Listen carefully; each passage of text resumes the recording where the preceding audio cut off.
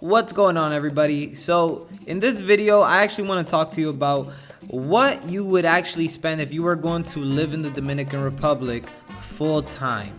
Now, I have been here for about 3 months, and honestly it's been an amazing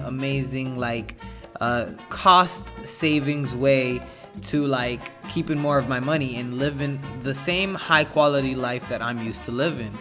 It's been really cool, and I actually want to share how you can possibly do the same exact thing too.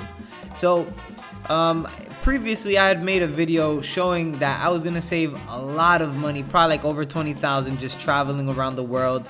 And that's held true for the most part throughout most countries that I've gone to. And although not every country is the same, Dominican Republic is one of those countries that you can actually save a lot of money if you choose and if you budget the right way. So in this video I'm gonna break down the stay, the food, excursions and fun, Ubers, my brother's story, and my average month since I've been here for about 3 months.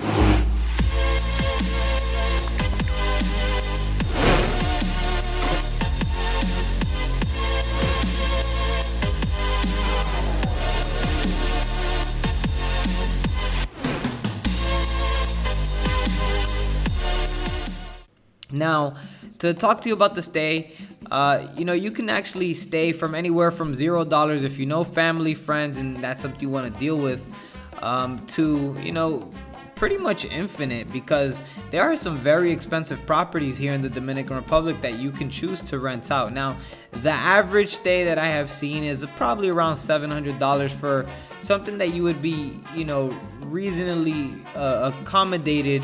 That would be, close to what you would have in the US standards and stuff like that. So about 700. It could be less, depending on the neighborhood or what part of DR, or more.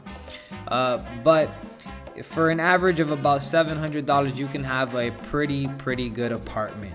And as far as food, food, you can really just get away with everything. It's so crazy.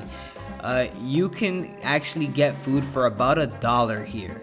An average, plate of food is about 150 pesos, which is actually $3. But you can actually get some things for as low as $1, which is pretty incredible.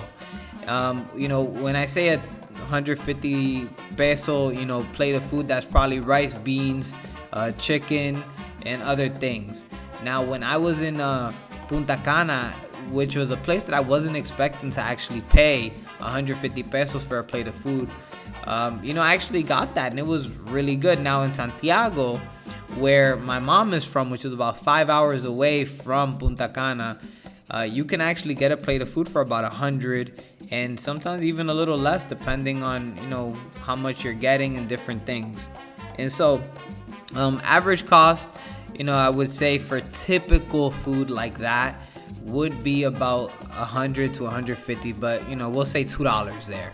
Now, if you're gonna go and go to restaurants, now things can start getting expensive, because you will typically go and spend anywhere from probably $10 to $15 in most cases, depending on the restaurant. Now, if you order Uber Eats and stuff like that, probably around $8 to $10 delivered to your house. There's a really cool app called Pedidos Ya, which is like a Dominican version of Uber Eats, much more less pricey, which is awesome. But the only downside to it that I've seen is you have to pay in cash, which isn't the best type of thing. But in the Dominican Republic, it's primarily a cash society still, although it is transforming. Now, as far as excursions is pretty cool, because you get to have some fun and you get to do all these different things. I'll be honest with you, Dominican Republic in general is not my favorite place when it comes to excursion prices. I've noticed that things here are a bit more expensive, and I honestly can't see why. I really can't. other than it's just they want to make it more expensive. Comparing things to Mexico, you'd go to Isla Mujeres and you can for about $30. If you really negotiate and you really, get lucky, you could probably get it for even maybe 25 if you're really, really that lucky. Here, you probably can't get on an excursion, especially one that includes a catamaran or a boat or any type of thing like that, for under $40, and that's a good price. I've seen prices of up to $160 for it to be the same type of amenities that you would get at a excursion in Mexico, in like Playa del Carmen or Cancun or something like that. Now, Ubers, super cheap here. They opened up in Punta Cana also, which is awesome. Before, they didn't have Uber in Punta Cana. Now they do, and I would say it starts at about $1.50. And I'm one of those people. I've taken an Uber from Punta Cana to Santo Domingo, and that's a 2.5-hour ride for about $70, which is freaking insane. Now, to tell you a little bit about my brother's story. My brother's been living here in the Dominican Republic for about 5 years now, and he owns a house here, and he actually rents out the bottom part of the house for about $175, something like that, $160 to $175, no more than that, roughly. And it's not in, let's just say the touristic area, it's in a local area, but if you really wanted to, do that type of stuff, you can find apartments here for about $175. And that's, because the average wage is probably like $300, maybe a little bit more, but roughly around that, for the average person here. And so rent being that price just kind of makes sense.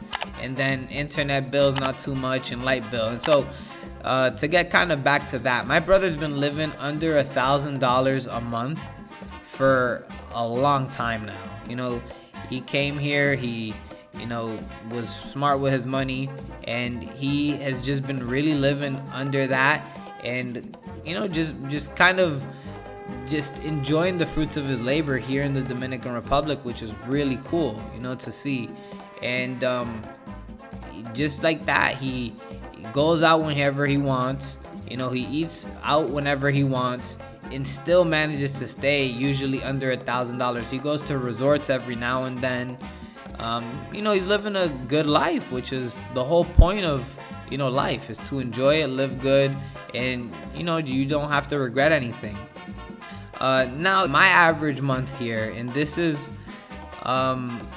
me spending whatever I want on food, eating healthier also, because me and Alicia have been spending more money on groceries just because we're choosing healthier options, and that's something you do have to take kind of account here. Our average month, even with, and this is without us having a budget too, you have to understand, without having a budget, when we're spending about $1,400, without counting, rent, because we're staying with like family and friends, well, mainly families' houses, because they're not here in the Dominican Republic. So for it to stay empty, we're just kind of here.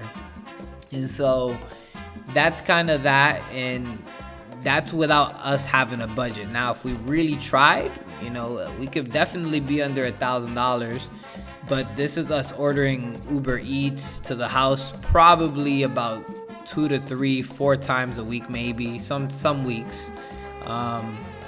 And that's with us also grocery shopping. We get lazy sometimes, but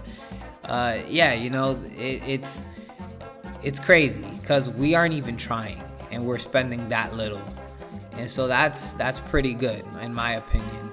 But it's also at the same time to the point where we definitely should create a budget to spend way less on that. And so that's pretty much it for this video. In general, if there's anything you get from this whole thing, is you can really make your money stretch here in the Dominican Republic. Whether you want to live a high quality life and spend less, kind of like what I'm doing, and still not give up anything, eat more than what you want to, all of that. Or you want to be like my brother, let's just say, and you know, live more in the local area, because where I'm at isn't really the local area. I mean, it is, but it's a little bit better than where my brother is, I'll be honest. Not that where he's at is bad, because I also grew up there too, and you know, it's cool, but it is more of the hood, let's just say. But yeah, so you can stretch your money, you know, as long as you want, or you know, kind of as short as you want. Here, this is a country where if you want to spend money, it is very, very easy. But if you also want to save money, it is relatively easy. So thank you so much for watching this video. I will check you guys out on the next one. Hope you liked it, and hope I shed some light on the Dominican Republic for you. Laters, guys, and take care.